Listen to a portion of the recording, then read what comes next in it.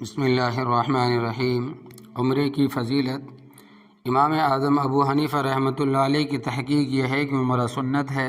ترمذی شریف کی روایت ہے کہ حضرت عبداللہ ابن عمر رضی اللہ تعالیٰ عنہ سے کہ حضرت صلی اللہ علیہ وسلم سے سوال کیا گیا کہ عمرۃ واجبۃ، کیا عمرہ واجب ہے؟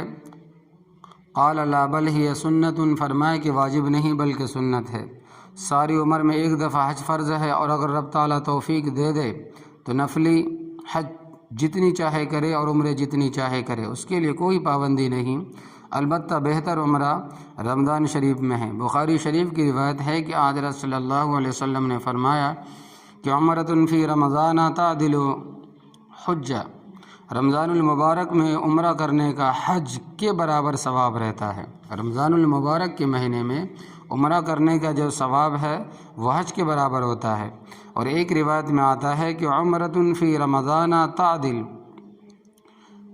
حجۃ معی، یہ بھی بخاری شریف کی روایت ہے۔ فرمائے کہ جو رمضان میں عمرہ کرے گا اس کو ان حاجیوں کا ثواب ملے گا جنہوں نے میرے ساتھ حج کیا ہے۔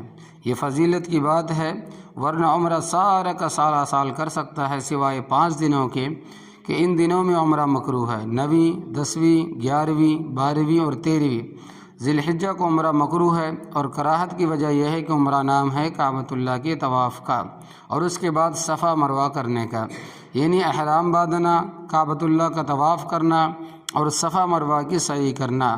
اب اگر کوئی ان دنوں میں عمرہ کے لیے گیا تو یہ دن ہے حج کے، تو وہ بڑا نادان ہے کہ بڑی عبادت چھوڑ کر چھوٹی کو اختیار کرے، کیونکہ حج کا مقام تو بڑا ہے، چاہے نفلی ہی کیوں نہ ہو۔ ہاں اگر ان دنوں میں عمرہ کرے گا ہو تو جائے گا، مگر مکروہ ہوگا۔ تو یہ ہے عمرے کی فضیلت۔